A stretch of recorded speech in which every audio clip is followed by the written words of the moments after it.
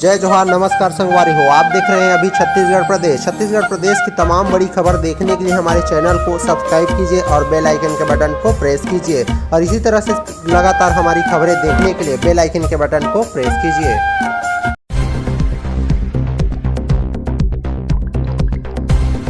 छत्तीसगढ़ में मूसलाधार बारिश का रेड अलर्ट। आज रायपुर, बिलासपुर और दुर्ग संभाग में बिजली गिरने के साथ भारी बरसात।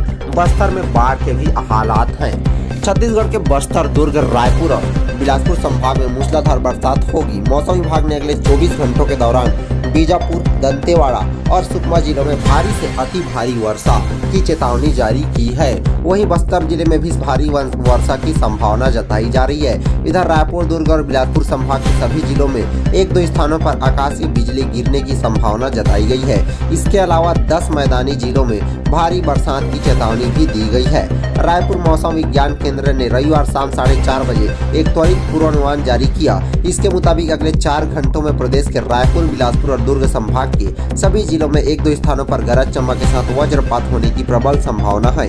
वहीं गरियाबंद, धमतरी, राजनांदगांव, बलौद, कवर्धा, बेमेतरा, मुंगेली, बिलासपुर और गौरेला, पेंड्रा, मरवाही जिलों में 1-2 स्थानों पर गरज चमक के साथ भारी वर्षा होने की संभावना बताई गई है। इससे पहले रायपुर मौसम विज्ञान केंद्र ने रविवार को रेड अलर्ट जारी किया है। इसके मुताबिक अब से सोमवार दोपहर तक प्रदेश के बीजापुर, दंतेवाड़ा और सुकमा जिलों में 1-2 स्थानों पर गरज चमक के साथ भारी से अति भारी वर्षा होने की संभावना है। यहाँ वज्रपात भी हो सकता है। वहीं एक ऑरेंज अलर्ट जारी कर कहा गया है कि अगले 24 घंटों में बस्तर जिले में 1-2 स्थानों पर गरज चमक के साथ भारी वर्षा होने और वज्रपात की भी संभावना है।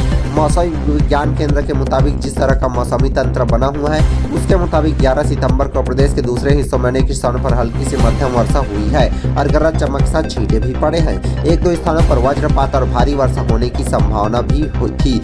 इसमें से अधिकतर भारी बरसात दक्षिण छत्तीसगढ़ यानी बस्तर संभाग के जिलों में ही संभावित हुई है। रात से ही बस्तर में जारी है भारी बरसात। फिर से है बाढ़ के संकेत। यह सिस्टम सक्रिय हुआ जिससे हो रही है बरसात।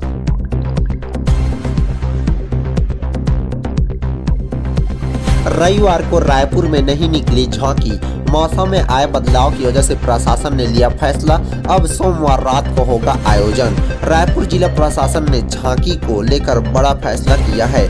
तय किया गया है कि रविवार की रात निकलने वाली झांकी अब नहीं निकाली जाएगी। अब इसे सोमवार की रात को निकाला जाएगा। इस फैसले के बाद रायपुर समेत आसपास के जिलों के लोगों को झांकी देखने और इंतजार करना पड़ेगा। मौसम में आए बदलाव की वजह से अब यह बड़ा फैसला लिया गया है। रायपुर एसएसपी प्रशांत अग्रवाल ने इसकी पुष्टि करते हुए बताया कि जिला प्रशासन के अधिकारियों और आयोजन समिति के लोगों से बातचीत के बाद यह फैसला लिया गया है। दरअसल रविवार को दिन भर रायपुर में रुक रुक कर बारिश होती रही। इसकी वजह से झांकी निकालने की तैयारियों में आई दिक्कत की वजह से इसे टाला गया है। दूसरी तरफ मौसम विभाग ने रविवार की रात रायपुर और आसपास के जिलों में बिजली गिरने की आशंका भी जताई है, जिसकी वजह से यह फैसला लिया गया है। रायपुर में लगभग 3 साल बाद गणेश उत्सव पर रविवार रात झांकी निकाली जानी थी, मगर आखिर वक्त में इसे नहीं निकालने का फैसला किया गया। पिछले 50 सालों से जारी इस परंपरा पर कोरोना ने ब्रेक लगा दिया था। इन झांकियों में गणेश प्रतिमाओं को विसर्जन के लिए ले जाया जाता है। हिंदू ग्रंथों, धार्मिक मान्यताओं के आधार पर हुई घटनाओं को अन्य प्रतिमाओं के जरिए झांकी में सजाया जाता है। प्रतिमाओं में मशीनें लगाकर उन्हें जीवंत दिखाने की कोशिश भी की जाती है। बड़े बड़े ओपन ट्रक ट्रेलर में ये झांकियां सजाई जाती है। इसमें 50,000 लोगों की भीड़ जुटने की संभावना जताई जा रही है, जो कार्यक्रम अगले दिन सोमवार को होने वाला है।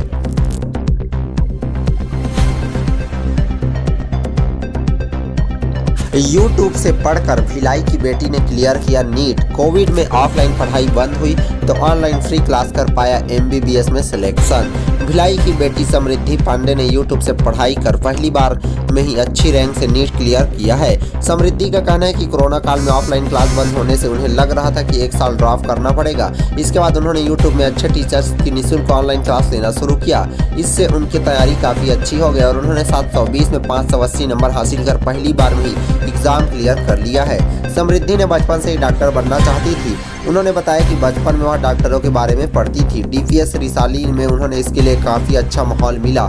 10वीं में 95.8% अंक के पास होकर समृद्धि ने 12वीं में साइंस के सब्जेक्ट चुने और 95.4% अंकों से पास हुई है। वह 12वीं क्लास से नीट की तैयारी में लग गई थी, जिससे वह पहली बार में ही परीक्षा को पास कर ले और उन्हें छत्तीसगढ़ का टॉप कॉलेज मिले।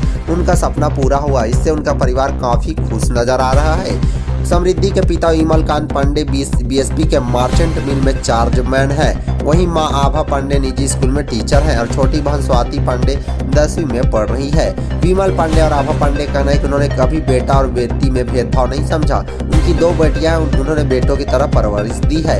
उनकी बेटी ने नीट क्लियर करके यह साबित कर दिया है कि बेटियां किसी भी मामले में बेटों से कम नहीं है। ऑनलाइन कोचिंग बंद हो जाने के बाद समृद्धि ने यूट्यूब को ही अपना गुरु बनाया। पापा ने लैपटॉप ला कर दिया। समृद्धि ने देखा कि यूट्यूब में फिजिक्स केमिस्ट्री के ढेरों लेक्चरर फ्री अवेलेबल हैं। इनमें लेक्चरर लेने लगी। रोजाना 4 से 5 घंटे वह यूट्यूब से क्लास लेती और उसके बाद 3 से 4 घंटे अलग से स्टडी करती थी। इस तरह उनकी तैयारी पूरी हुई। समृद्धि का कहना है कि नीट की तैयारी के दौरान कोचिंग में बहुत सारी किताबों से बाहर की भी पढ़ाई जाती है, उससे उनकी उतनी जरूरत नहीं होती। अगर कोई स्टूडेंट एनसीईआरटी की बुक और उसका दिया गया मैटर तैयार कर ले तो वह अच्छे नंबर से नीट का एग्जाम क्लियर कर सकता है। अच्छा डॉक्टर बनकर गरीबों की सेवा करने का सपना है। समृद्धि का कहना है कि वह मेडिकल की पढ़ाई पूरी करके एक अच्छा डॉक्टर बनना चाहती है। इसके बाद उन लोगों को इलाज करना चाहती है जिनके पास इलाज के लिए पैसे नहीं होते, जो कहीं ना कहीं इलाज के अभाव में मर जाते हैं या बेहद तकलीफ में जीवन जीते हैं। सिविल सर्विसेज में जाने का कोई सपना नहीं है उनका और सफलता एक्सक्यूज से नहीं लगन से मिलती है। समृद्धि का कहना है कि असफल होने के बाद स्टूडेंट कई तरह के एक्सक्यूज देते हैं। यह एक बताना चाहती है कि सफलता का कोई शॉर्टकट नहीं होता। जितनी भी पढ़ाई करो पूरी लगन व ध्यान से करो, सफलता अपने आप मिलेगी।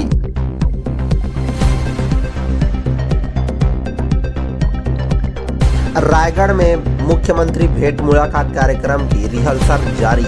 मुख्यमंत्री से बातचीत के लिए चिन्हित ग्रामीणों का लैलूंगा में प्रशिक्षण। अफसरों ने सिखाया कैसे करनी है योजनाओं की तारीफ। मुख्यमंत्री भूपेश बघेल भेंट मुलाकात कार्यक्रम के दौरान चौपाल में जिन ग्रामीणों से बातचीत करते हैं उन्हें अफसर पहले से ही प्रशिक्षित करते हैं। रायगढ़ जिले के लैलूंगा में जनपद पंचायत के अफसरों ने ग्रामीणों को मुख्यमंत्री से बातचीत का बाकायदा प्रशिक्षण दिया है। उन्होंने सिखाया गया कि मुख्यमंत्री के पूछने पर कैसे योजनाओं की तारीफ करनी है। इसके बाद मुख्यमंत्री से तारीफ का बाकायदा रिहर्सल किया गया। मुख्यमंत्री भूपेश बघेल 12 सितंबर से भेंट मुलाकात कार्यक्रम का नया दौर शुरू कर रहे हैं। इस दौर में वे रायगढ़ जिले के लैलूंगा, खरसिया और धर्मजयगढ़ विधानसभा क्षेत्रों का दौरा करने वाले हैं। सोमवार 12 सितंबर को मुख्यमंत्री लैलूंगा विधानसभा के राजपुर से इसकी शुरुआत करने वाले हैं और यहां जगन्नाथ मंदिर में पूजा के बाद जनसंपर्क करेंगे। इसके बाद वे चौपाल लगाकर ग्रामीणों से भेंट मुलाकात भी करने वाले हैं। इसके बाद लैलूंगा में रोड शो और रात्रि विश्राम होगा। 13 सितंबर को लैलूंगा में ही अधिकारियों के साथ योजनाओं और कार्यक्रमों का समीक्षा करेंगे। जिले में इसकी तैयारियां तेज है। रायगढ़ कलेक्टर रानू साहू ने संबंधित गाँव में पहुंचकर तैयारी का जायजा लिया। वहीं जिला प्रशासन और पंचायत के स्थानीय अफसर कई गाँवों से कुछ लोगों को लेकर राजपुर पहुंचे हैं। वहां लैलूंगा जनपद पंचायत के मुख्य कार्यपालन अधिकारी वीरेंद्र राय ने उनको मुख्यमंत्री से मुलाकात के दौरान व्यवहार और बातचीत का प्रशिक्षण दिया है। ग्रामीणों को बताया गया कि मुख्यमंत्री क्या क्या पूछेंगे और उनको क्या क्या जवाब देना है। प्रशिक्षण के बाद पूरी बातचीत का रिहर्सल कराया गया। कुछ ग्रामीणों के प्रदर्शन से उत्साहित जनपद सीईओ ने यहाँ तक कहा कि कोई जरूरी नहीं है कि हमने जो सिखाया है वही बोलो, जो बदलाव आप भीतर से महसूस करते हैं वह भी प्रसन्नता से बताना है।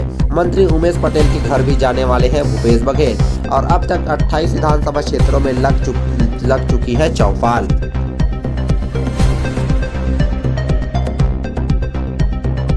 छत्तीसगढ़ के दंतेवाड़ा में चौथे दिन बाद खत्म हुआ एमएडीसी के खिलाफ आंदोलन। रोजगार की मांग को लेकर जुटे थे युवा, आश्वासन के बाद माने। प्रोडक्शन बंद होने से 80 करोड़ रुपए का नुकसान हुआ है। छत्तीसगढ़ के दंतेवाड़ा जिले में रोजगार की मांग को लेकर एनएमडीसी के खिलाफ सड़क पर उतरे स्थानीय लोगों ने चौथे दिन आंदोलन खत्म कर दिया है। बताया जा रहा है कि एनएमडीसी प्रबंधन ने महज 1 सप्ताह के अंदर स्थानीय युवाओं को रोजगार देने की मांग पर सार्थक विचार करने का आश्वासन दिया है, जिसके बाद 12 ग्राम पंचायत के सैकड़ों लोग आंदोलन को खत्म कर घर लौट गए। वहीं आंदोलन की वजह से एनएमडीसी के बचेली प्लांट के 4 दिनों तक प्रोडक्शन बंद था, जिससे कंपनी को करीब 80 करोड़ रुपए का नुकसान झेलना पड़ा है। दरअसल दंतेवाड़ा जिले के नेरली, धुरली, गांवावाड़ा समेत लाल पानी प्रभावित 12 पंचायत के सैकड़ों युवक युवतियां सड़क पर उतरे थे। उनकी मांग थी कि एनएमडीसी लेबर सप्लाई के काम में इनकी भर्ती करे। 12 पंचायतों के हर गांव से 10-10 यानी कुल 120 लोगों को रोजगार दिया जाए। हालांकि इस आंदोलन से पहले रोजगार की मांग को लेकर आवेदन किया गया था। मांग पूरी नहीं होने पर आंदोलन की बात कही गई थी। जब निर्धारित समय पर एनएमडीसी की तरफ से कोई एक्शन नहीं लिया गया तो 3 दिन पहले स्थानीय लोगों ने एनएमडीसी बचेली चेक पोस्ट के सामने तंबू गाड़ दिया। अब हर दिन यहाँ बेरोजगार युवाओं की भीड़ बढ़ती ही जा रही थी। एनएमडीसी के अफसरों के साथ स्थानीय नेताओं की कई बैठकें भी हुई है, लेकिन सारी बैठक विफल रही। कलेक्टर ने भी एनएमडीसी के अफसरों की बैठक लेकर बीच का रास्ता निकालने को कहा है। जय जोहार, नमस्कार संगवारी हो। आप देख रहे हैं अभी छत्तीसगढ़ प्रदेश की तमाम बड़ी खबर देखने के लिए हमारे चैनल को सब्सक्राइब कीजिए और बेल आइकन के बटन को प्रेस कीजिए और इसी तरह से लगातार हमारी खबरें देखने के लिए बेल आइकन के बटन को प्रेस कीजिए।